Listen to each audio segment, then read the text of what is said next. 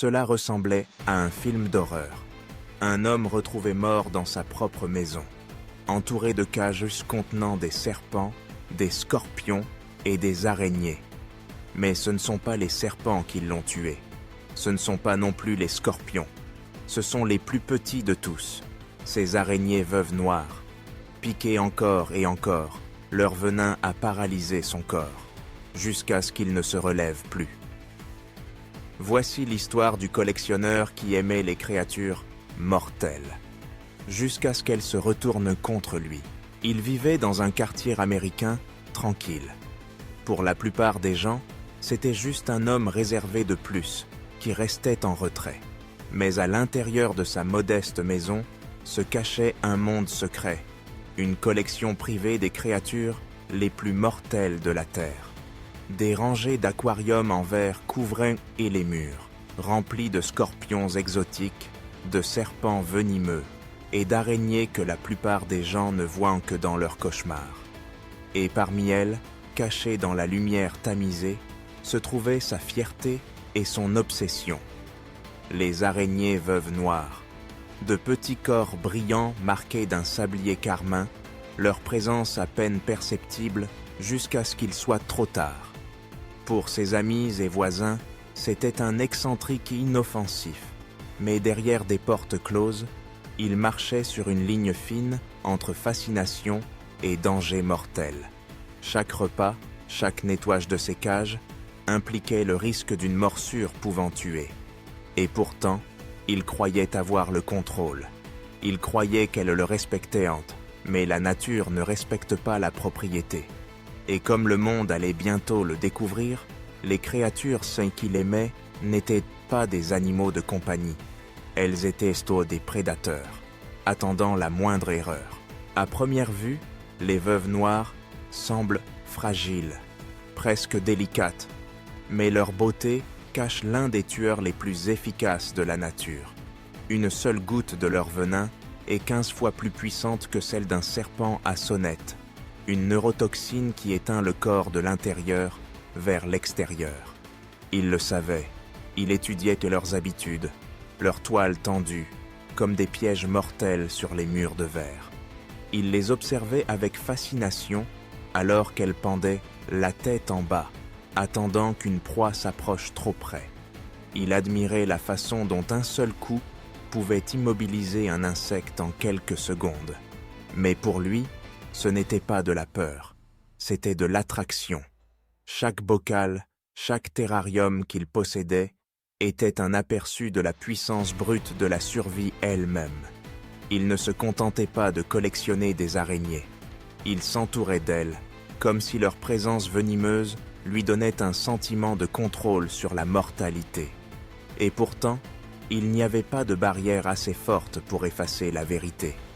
Dans cette pièce étroite remplie de toiles d'araignées et d'ombres, il avait invité des tueurs chez lui, des tueurs silencieux et patients. Et tandis que leur nombre grandissait aussi la possibilité qu'un jour, ce ne soit plus lui le collectionneur, mais la proie. C'est arrivé vite, presque trop vite pour comprendre. Un mouvement distrait dans cette pièce sombre et encombrée, un moment d'inattention, et le collectionneur l'a ressenti. Une piqûre aiguë, comme une aiguille chaude qui s'enfonce dans sa peau, puis une autre, et encore une autre. Il se recula instinctivement. Les yeux se tournèrent vers la silhouette noire qui se retirait dans le coin rempli de toiles d'araignées. Une veuve noire. Son sablier carmin clignotait comme un avertissement qu'il ne pouvait plus ignorer. Sa main brûlait, la douleur se propageait en filaments de feu le long du bras. En quelques minutes, le venin commença son travail silencieux. Ses muscles se tendirent, sa poitrine se serra. La pièce qui semblait auparavant son sanctuaire se transforma soudain en piège. Chaque terrarium, chaque flacon, chaque toile d'araignée brillante le regardait, non pas comme des merveilles de la nature, mais comme des bourrées sots attendant leur tour. Il essaya de calmer sa respiration, mais chaque inspiration, la douleur ne resta pas confinée à sa main. Elle se propagea comme un incendie. Son bras se contracta, ses doigts se plièrent en griffes qu'il ne pouvait relâcher. Bientôt, sa poitrine se bloqua. Chaque respiration devint un halètement superficiel. Le venin de la veuve noire n'est pas fait pour tuer immédiatement, mais pour immobiliser, pour torturer. Et c'était exactement ce qu'il faisait. Ses muscles palpitaient par vagues de spasmes insupportables. Son estomac se tordait comme s'il était serré par un poing invisible, le forçant à se plier en deux. La sueur coulait sur son visage. Sa vue se brouillait. La panique s'empara de lui. Il tituba dans la pièce, entouré par le silence inquiétant de ces créatures. Les scorpions qui se déplaçaient dans le sable, les serpents enroulés derrière le verre, les toiles d'araignées qui brillaient faiblement sous la lumière tamisée. Ils observaient, ou du moins, c'était l'impression, tandis que leur gardien luttait pour rester debout. Il voulut demander de l'aide, mais il connaissait la vérité. Son secret était le poison ne cessait pas. Il ne faisait que s'intensifier. Ses respirations devenaient courtes, agonisantes et désespérées. Sa poitrine se serrait comme si un bâillon lui écrasait les côtes. Le cœur battait de manière irrégulière, frappant contre le sternum à un moment, tremblant faiblement au suivant. Il titubait dans la pièce tamisée, entouré de cages en verre qui tintaient en heurtant, des ombres de crocs et de dards tremblant sur les murs. Chaque pas était plus lourd que le précédent. Les genoux cédèrent, les muscles se contractèrent de manière incontrôlable, jusqu'à ce que la force disparaisse simplement. Il tomba au sol, haletant dans la poussière de sa collection, oubliée. Les araignées qu'il aimait tant restaient silencieuses dans leur prison de verre, leurs pattes fines bougeant comme si elles savaient. Les serpents serraient leurs spirales contre les cages. Les scorpions se déplaçaient dans le sable. Son royaume d'assassins observait tandis que son maître gisait mourant, incapable de bouger, incapable de demander de l'aide. Sa vue se réduisait à un tunnel. Le monde se limitait au son de son battement irrégulier, qui ralentissait, s'affaiblissait, jusqu'à ce qu'il ne reste plus rien. L'homme qui avait construit une vie entourée de poisons et de crocs était devenu sa dernière victime. Et son corps resterait là, froid, immobile et seul, jusqu'à ce que quelqu'un découvre enfin l'horreur cachée en lui. La maison était silencieuse, trop silencieuse. Lorsque les voisins remarquèrent qu'il s'était écoulé plusieurs jours sans le voir dehors, l'inquiétude grandit. Finalement, quelqu'un força la porte, seulement pour être frappé par la puanteur étouffante de la décomposition. À l'intérieur, c'était le chaos figé dans le temps. Des cages en verre couvraient les murs, certaines empilées précautionneusement, remplies d'araignées, de scorpions et de serpents. L'air était dense, chaud et vivant, avec le léger murmure des pattes sur le verre. Et là, au centre de la pièce, gisait son corps, pâle, tordu et déjà en phase de décomposition. Ses bras étaient couverts de marques gonflées de morsures, rouges et noires, signe du venin qui coulait dans ses dernières heures. Ses yeux étaient à moitié ouverts, fixant un regard figé d'agonie. Les sauveteurs hésitèrent à s'approcher. Chaque pas dans la pièce était un pari. Un faux mouvement et une araignée pouvaient s'échapper. Une cage qui glisse et un serpent pouvait attaquer. Mais aussi sombre que fût là, les autorités sont entrées dans la maison comme si elles pénétraient dans une zone de guerre. Les lampes torches perçaient l'obscurité, illuminant des terrariums en verre empilés comme des cercueils contre les murs. À l'intérieur, les créatures bougeaient, des veuves noires suspendues à de fins fils, des tarentules marchant nerveusement, des scorpions tintant en signe de défi. Les secouristes avançaient lentement. Chaque respiration semblait dangereuse. un seul bocal renversé par erreur, et des dizaines d'araignées venimeuses pourraient se disperser dans l'ombre. La pièce n'était pas seulement une scène de mort, elle était vivante, pleine de prédateurs, attendant en silence. Un officier chuchota « Ce n'est pas une maison, c'est un piège mortel ». Des mains gantées atteignirent sur les cages, une par une. Certains couvercles étaient à peine fixés, d'autres rouillés, rendant chaque extraction risquée. Les veuves noires, lisses et brillantes, pulsaient sauts de menaces sous les rayons de lumière. Chaque capture semblait désamorcer une bombe, sauf qu'ici, la mèche avait des crocs. Plus il s'enfonçait, plus la situation devenait surréaliste. Les serpents sifflaient depuis les aquariums en verre. Les ombres glissaient sur le sol. Même les officiers les plus expérimentés admiraient que la scène semblait maudite, comme entrer dans la tanière d'un homme qui avait franchi la ligne entre fascination et folie. Ce n'était pas une collection ordinaire. C'était un arsenal vivant. Et il avait déjà réclamé son propriétaire.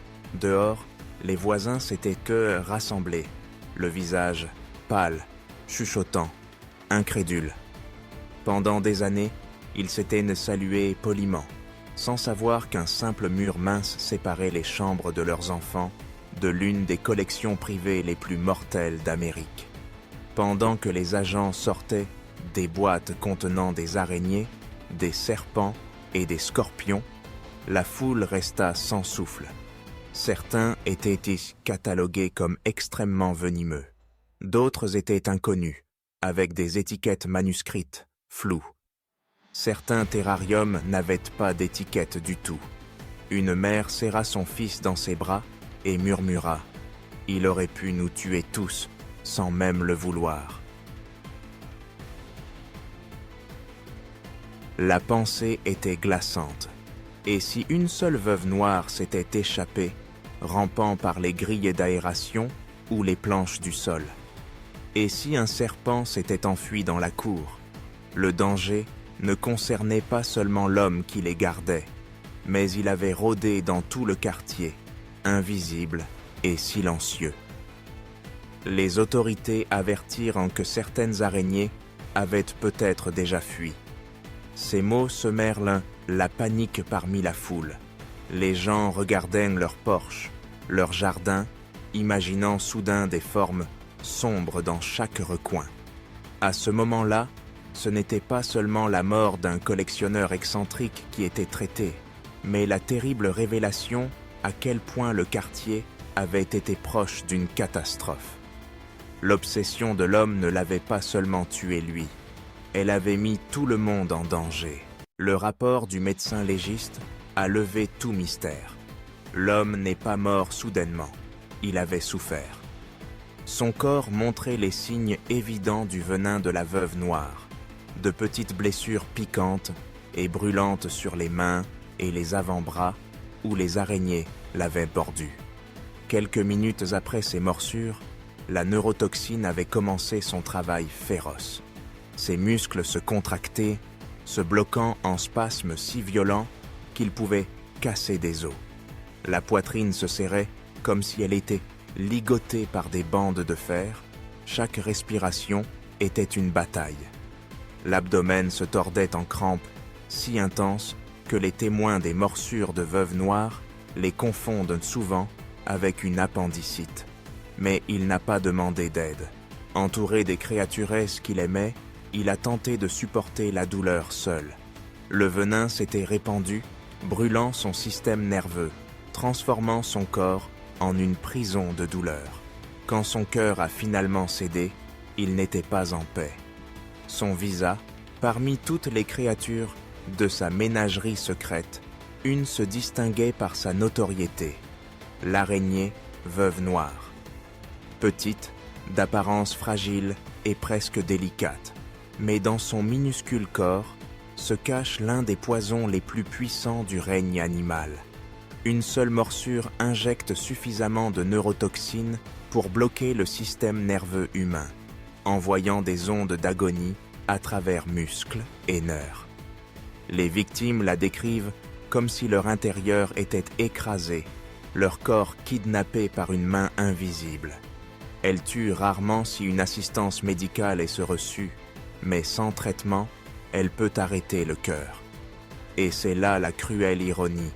Le collectionneur s'entourait de dangers, confiant en ses compétences, sûr de garder le contrôle. Mais avec les veuves noires, il n'y a pas de seconde chance. Contrairement aux serpents ou scorpions qu'il possédait, dont les morsures pouvaient parfois être survivantes, la morsure de la veuve est silencieuse, presque invisible, jusqu'à ce qu'il soit trop tard. Pour le monde extérieur, Erjekesser, lorsque les secouristes ont finalement réussi à ouvrir la porte de sa maison, ils sont entrés dans un cauchemar. Chaque mur semblait vivant. Des bocaux en verre remplissaient la pièce, alignés en rangées, remplis de scorpions, de serpents et d'araignées. Certains communs, d'autres si rares qu'ils étaient presque inconnus en dehors des manuels scolaires. Mais ce sont les araignées qui dominaient toute la scène. Veuves noires, redback, même des tarentules, des dizaines d'entre elles, des toiles de soie s'étendant à travers leurs cages, comme des rideaux dans une maison hantée. L'air était dense, stagnant, avec le murmure inquiétant des pattes contre le verre. Au centre de tout cela, ils l'ont trouvé. Immobile. Son corps portait les signes évidents de multiples morsures, des piqûres carmin sur une peau pâle. Les mêmes créatures qu'il collectionnait, étudiait et admirait étaient devenues ses bourreaux. La pièce qui avait autrefois nourri son obsession était désormais sa tombe. Les voisins ont ensuite dit qu'ils n'avaient aucune idée de ce qu'il cachait à l'intérieur. Pour eux, c'était une personne silencieuse, réservée. Mais derrière ces portes closes se trouvait un zoo privé de prédateurs mortels, une obsession qui s'est terminée de la manière la plus horrible imaginable. Ce n'était pas seulement une maison, c'était un piège mortel qui a finalement réclamé son propriétaire. Pour la plupart d'entre nous, une veuve noire est une créature à craindre, à éviter à tout prix. Mais pour lui seul, c'était quelque chose à conserver, étudier, dominer. Sa collection secrète était plus qu'un passe-temps. C'était une compulsion, un besoin de s'entourer des prédateurs les plus venimeux du monde, comme s'il courtisait la mort elle-même. Et au final, cette obsession a écrit son destin. Les araignées qu'il nourrissait, les créatures qu'il admirait, ont rendu le jugement dernier. Ce n'était pas de la malveillance, ce n'était pas de la vengeance. C'était l'instinct, la loi brute de la nature. Attaquer quand on est menacé, tuer quand on est acculé. Sa mort est un avertissement glaçant. Certaines limites ne devraient jamais être franchies. Certaines créatures ne devraient jamais être gardées. Ce qui commence par une fascination peut rapidement devenir une obsession. Et ce qui semble être du contrôle n'est souvent qu'une illusion. Il pensait pouvoir dominer le mortel, mais au final, c'est le mortel qui l'a dominé. Avant de partir, souviens-toi, ces histoires vraies nous rappellent à quel point la frontière entre la fascination et la fatalité est fragile. Si cette vidéo t'a marqué, assure-toi de t'abonner et d'activer les notifications pour ne jamais manquer la prochaine histoire où humains et nature se heurtent de manière spectaculaire. Et juste après, nous plongerons dans un autre cas, où une journée apparemment normale s'est transformée en un cauchemar inimaginable. Tu ne voudras pas le manquer. Prends soin de toi. Sois prudent. On se retrouve dans la prochaine vidéo. Floride, 2019. Un appel frénétique au 911 retentit sur la ligne de l'opérateur. Un homme est au sol, attaqué par un oiseau. Mais ce n'était pas un oiseau ordinaire. C'était un casoar, haut de 6 pieds, 130 livres. Les tranquilles rues secondaires en dehors de Gainesville, en Floride, cachait un secret que la plupart des voisins comprenaient à peine. Derrière une modeste clôture d'une ferme, Marvin Ajos, 75 ans, s'occupait d'animaux différents de tout ce qu'un Américain moyen pourrait s'attendre à voir. Il n'élevait ni poulets, ni chèvres, ni bétail. Sa passion était bien plus étrange. Des oiseaux exotiques, certains des plus rares et dangereux au monde. Les visiteurs décrivaient la ferme comme fascinante et inquiétante à la fois. De grandes cages bordaient de la propriété, remplies de perroquets, paons, émeus et, au centre, 2 imposants cassoirs. Pour un œil non averti, ils semblaient presque préhistoriques. Des géants d'environ 2 mètres de haut, incapables de voler, avec des plumes noires comme le charbon, des têtes turquoises et un casque épais ressemblant à un aume qui se dressait au-dessus des yeux. Ils ne gazouillaient pas, ils sifflaient. Et quand ils marchaient, leurs pieds griffus, à l'aspect reptilien, résonnaient comme quelque chose sorti de l'ère jurassique. Marvin les adorait. Pour lui, ce n'étaient pas des monstres, mais des trésors. Il avait passé des décennies à collectionner et élever des oiseaux exotiques en prenant soin d'eux, avec la dévotion d'un homme qui se sentait plus chez lui parmi les animaux que parmi les humains. Ses amis disaient que toute sa vie tournait autour de sa volée, qu'il parlait souvent de leur intelligence, de leur mystère, de leur beauté. Mais la beauté peut cacher un danger. Le casoar, en particulier, avait une réputation sans égale. Surnommé l'oiseau le plus dangereux du monde, il possédait des griffes suffisamment tranchantes pour déchirer un homme adulte en quelques secondes. Les experts en faune déconseillaient d'en avoir comme animaux de compagnie, mais Marvin croyait que son expérience et ses soins le maintenaient en sécurité. Il avait élevé ces oiseaux, les nourrissait tous les jours et avait gagné leur confiance. Du moins, le pensait-il.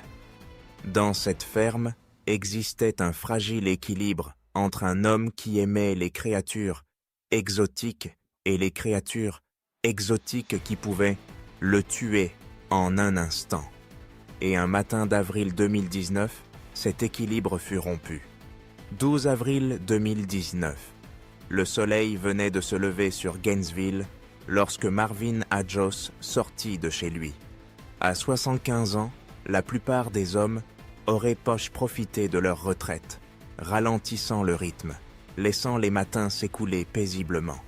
Mais pas Marvin. Pour lui, chaque jour commençait de la même manière, en vérifiant les oiseaux. Il marchait sur la propriété avec un but tranquille. D'abord les perroquets, qui criaient pour leur petit déjeuner, puis les paons, qui se pavanent fièrement à la lumière du matin. Les émeus sifflaient doucement, marchant nerveusement dans leurs enclos.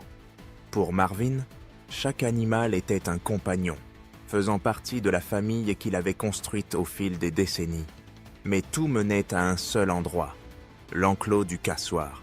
À l'intérieur se trouvait Mary, l'énorme oiseau à l'allure préhistorique qui dépassait Marvin en taille.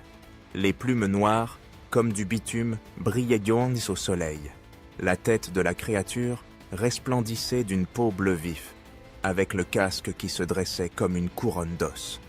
Ses yeux, froids, dorés, fixes, observaient chacun des mouvements de Marvin. Pour les étrangers, un casoar était source de cauchemars.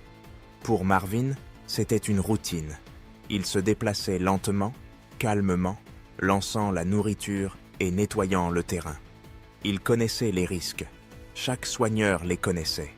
Un faux pas, une chute, un mouvement maladroit face à ses griffes, acérées comme des poignards, et l'équilibre de la confiance pouvait se briser. Mais Marvin croyait en son lien. Il était entré dans cet enclos 1000 fois. Il n'était pas imprudent. Il avait confiance en lui. Ce qu'il ne savait pas, c'est que ce jour-là, un seul faux pas déclencherait une chaîne d'événements qui transformerait sa routine matinale en une scène d'horreur impensable. Le casoar observait, attendant, et Marvin, s'apprêtait à commettre l'erreur fatale de baisser sa garde, une seule fois. Le matin était calme, trop calme. Marvin marchait prudemment au bord de l'enclos du casoar, un seau de nourriture à la main. Il avait fait cette promenade d'innombrables fois, mais à 75 ans, son équilibre n'était plus ce qu'il était.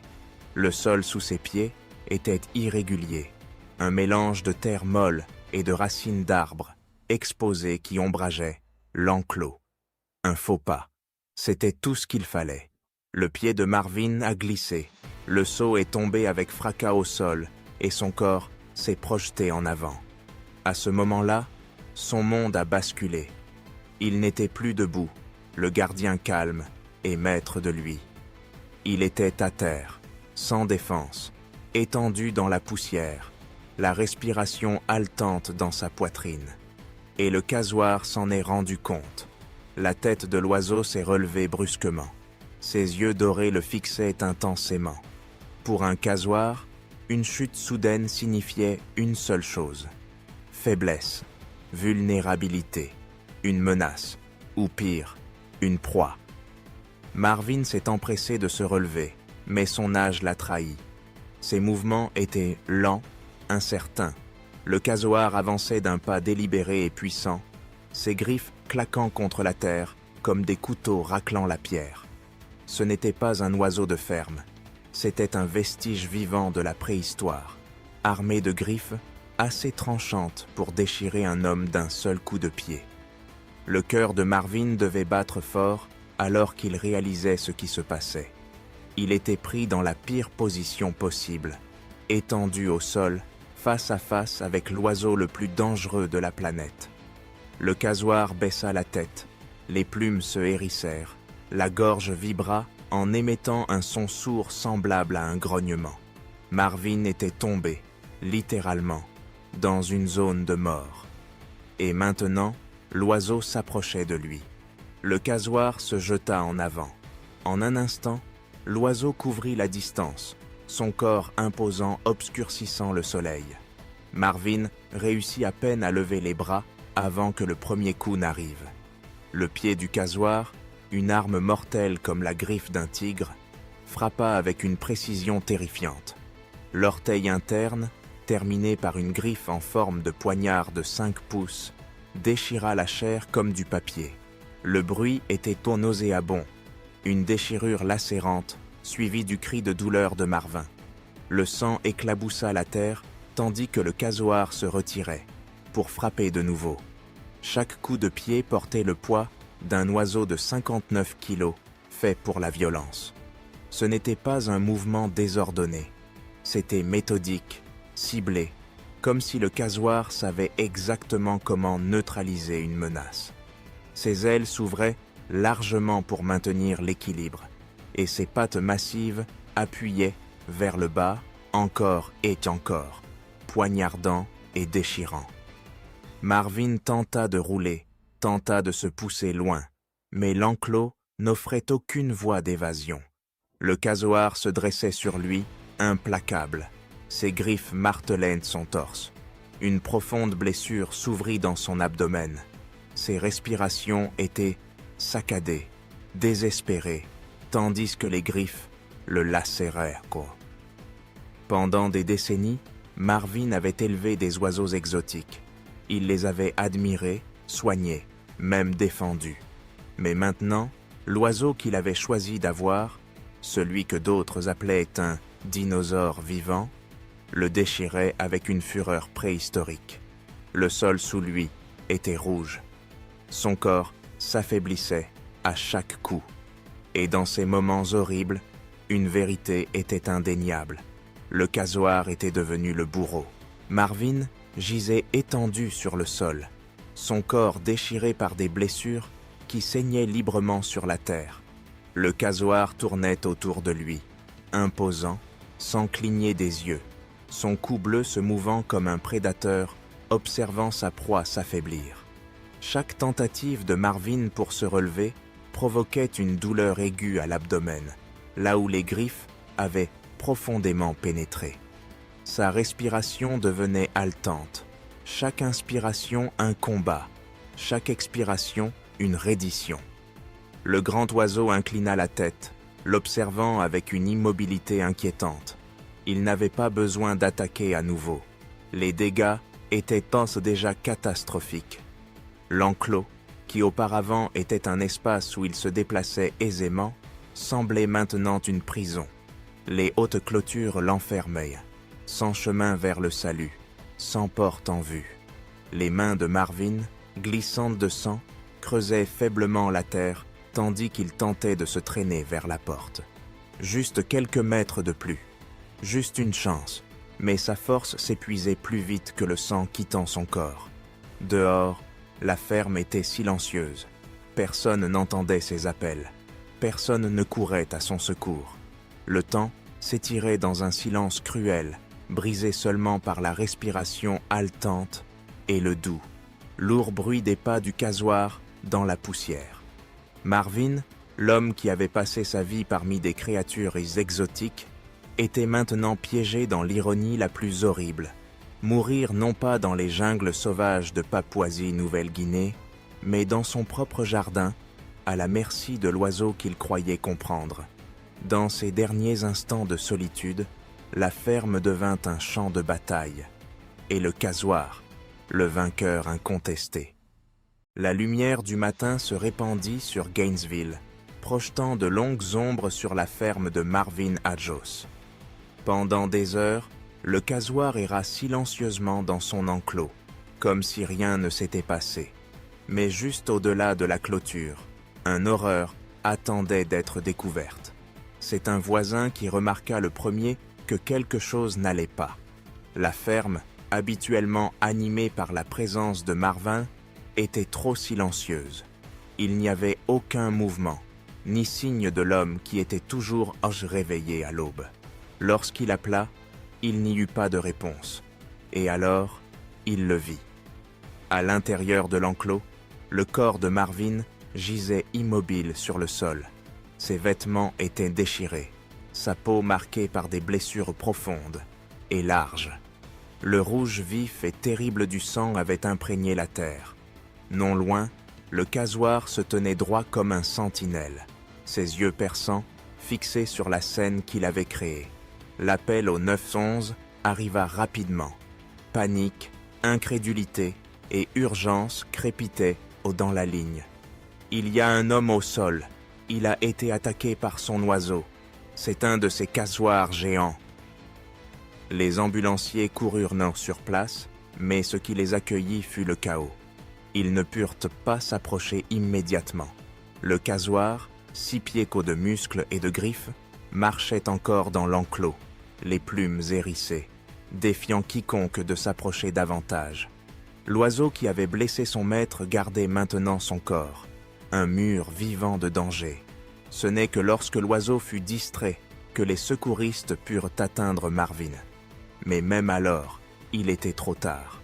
Les blessures étaient catastrophiques. Des coupures aux bras, au torse, aux jambes. Les griffes avaient fait leur travail avec une brutalité efficace. Marvin respirait encore lorsqu'ils l'atteignirent, mais à peine. Chaque respiration était superficielle, il s'éteignait. Ses yeux s'ouvrirent un instant, puis se refermèrent. Alors qu'ils le soulevèrent du sol, la réalité devint claire. Ce n'était pas seulement un accident à la ferme, c'était quelque chose de primordial. Un homme blessé par ce que l'on appelle souvent un dinosaure vivant. Une créature qui avait transformé sa passion en sa ruine. En quelques heures, la ferme que Marvin avait construite avec fierté fut scellée par un ruban de police et le casoar, son oiseau précieux, n'était plus seulement un animal exotique, c'était une preuve.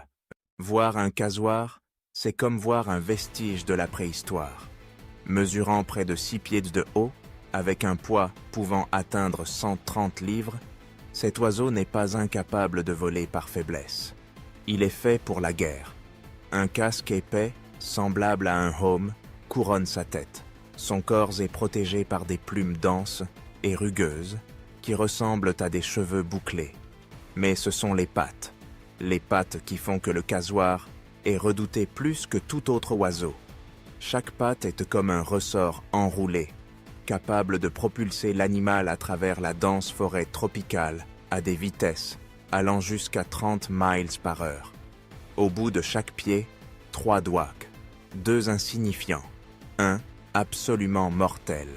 Cette griffe interne, courbée comme un poignard, peut atteindre 5 pouces de longueur. Aiguisée, en kératine solide, elle ne coupe pas seulement, elle déchire. Quand un casoar attaque, il donne un coup de pied vers l'avant et vers le bas, enfonçant cette griffe dans la chair avec la force d'un coup de poing, d'un poids lourd. Les chasseurs de Papouasie-Nouvelle-Guinée, qui connaissent cet oiseau mieux que quiconque, disent ce qu'il peut ouvrir un homme du thorax jusqu'à l'estomac d'un seul coup. Ce n'est pas un mythe, c'est de l'anatomie. Marvin Ajos avait des casoars depuis des années. Il admirait leur rareté, leur beauté, leur singularité.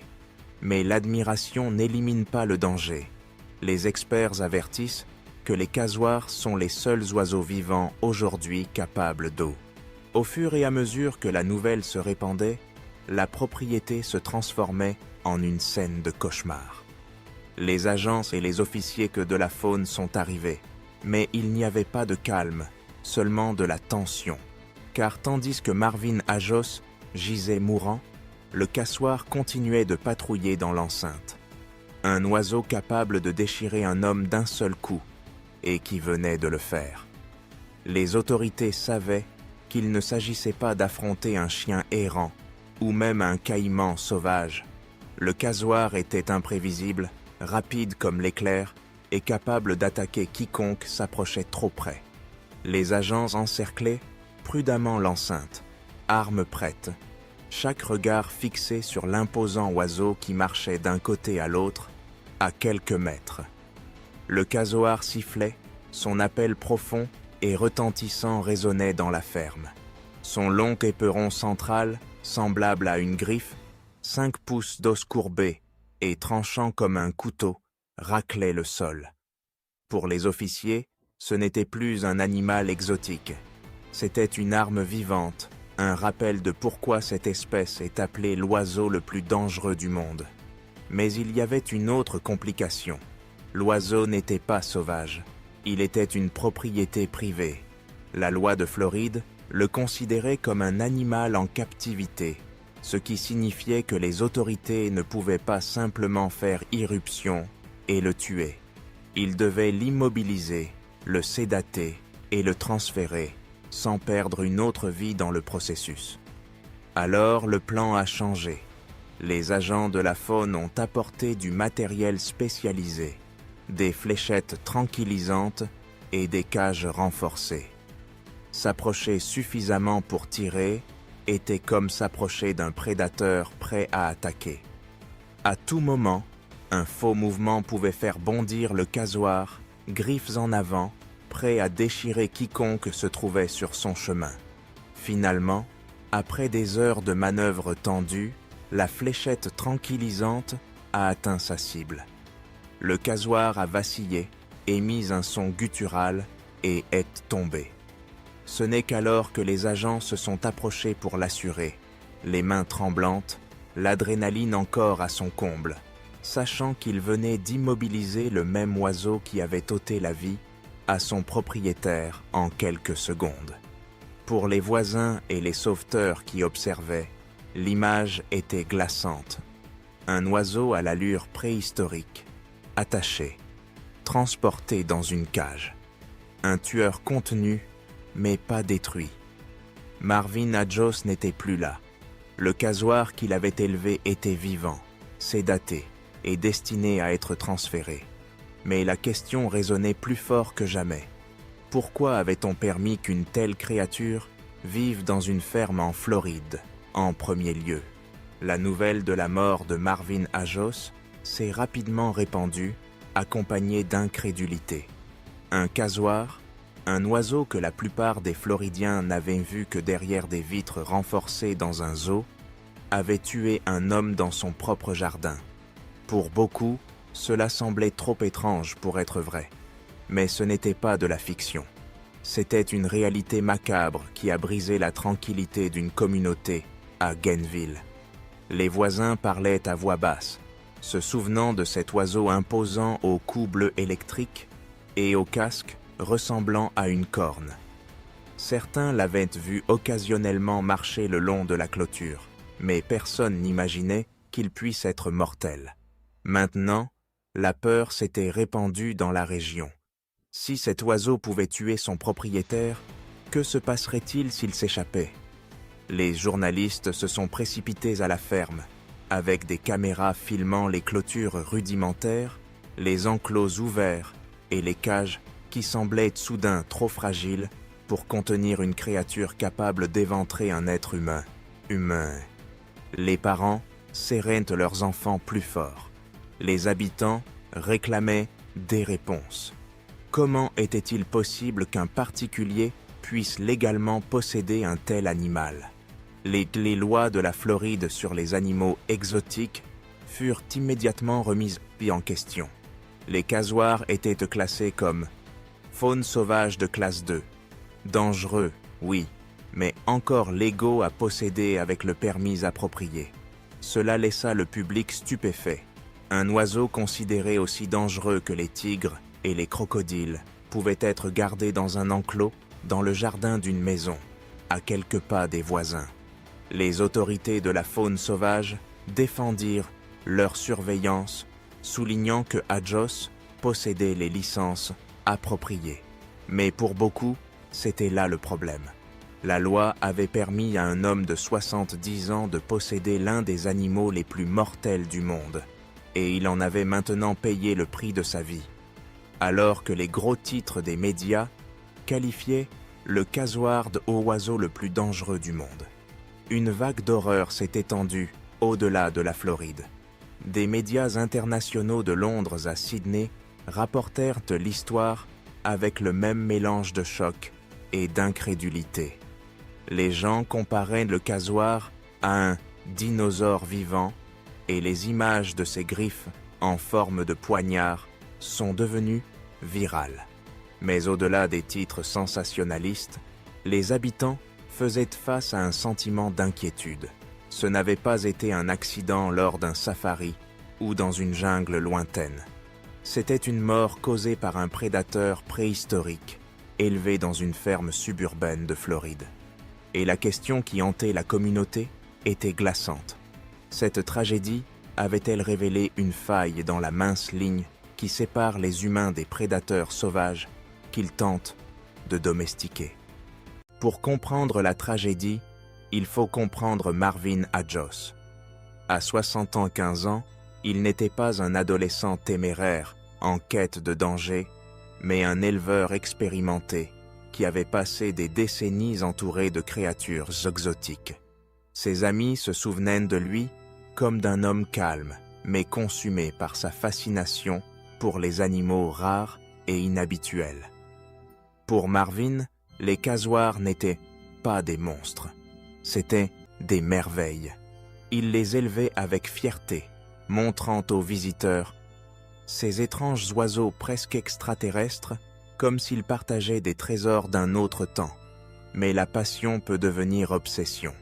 Les voisins se demandaient souvent pourquoi ils gardaient des créatures aussi imprévisibles dans une ferme protégée seulement par une clôture et un grillage qui les séparait du monde extérieur. Marvin balayait les inquiétudes d'un revers de main, insistant sur le fait qu'il connaissait leur comportement, qu'il pouvait les gérer, et pendant des années, il y est parvenu. Jusqu'au matin où un simple faux pas, une chute au sol, a effacé toute illusion de contrôle. L'ironie fut brutale. L'homme qui avait consacré les dernières années de sa vie à protéger et soigner l'un des oiseaux les plus dangereux de la nature a été abattu non par malveillance, ni par imprudence, mais par le même animal en qui il avait placé sa confiance. Le casuar a fait ce pourquoi il était né, réagir avec une force violente et primitive.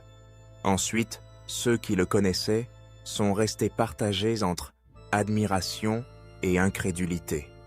Marvin fut-il une victime de son propre amour audacieux pour la faune sauvage, ou une histoire qui met en garde sur le fait que la dévotion envers des créatures dangereuses a toujours un prix? Sa mort a forcé le monde à regarder au-delà du charme exotique et à affronter la dure réalité. Même en captivité, même avec des années d'expérience, certains animaux ne peuvent pas être domestiqués.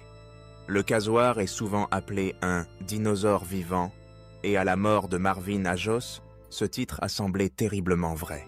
Mesurant plus d'1,80 m, armé de griffes. En forme de poignard, capable de trancher la chair d'un seul coup, cet oiseau est le rappel d'une nature, d'un temps où la survie se gagnait par la force brute et l'agressivité. Il ne négocie pas, il ne doute pas, il réagit. La fin de Marvin n'a pas été qu'un accident rare, ce fut une leçon brutale gravée dans la chair. Un faux pas, un instant de vulnérabilité, et l'instinct préhistorique du casoar a émergé, imparable. Ce qui s'est passé dans cette ferme de Floride n'était pas de la malveillance. C'était la nature qui se révélait, sans masque, pour ce qu'elle est vraiment. Indifférente, dangereuse, incontrôlable. Le monde a regardé, incrédule. Un homme qui a consacré sa vie aux animaux exotiques a été renversé par la même créature qu'il croyait comprendre. Son histoire est devenue un avertissement inscrit à la une des journaux du monde entier. Peu importe combien nous croyons avoir enfermé la nature, la sauvagerie attend toujours, patiente, ancienne et prête. Marvin Ajos a été rappelé comme un homme qui aimait intensément, mais qui, dans ses derniers instants, a montré le prix d'aimer quelque chose qui n'a jamais été destiné à être possédé.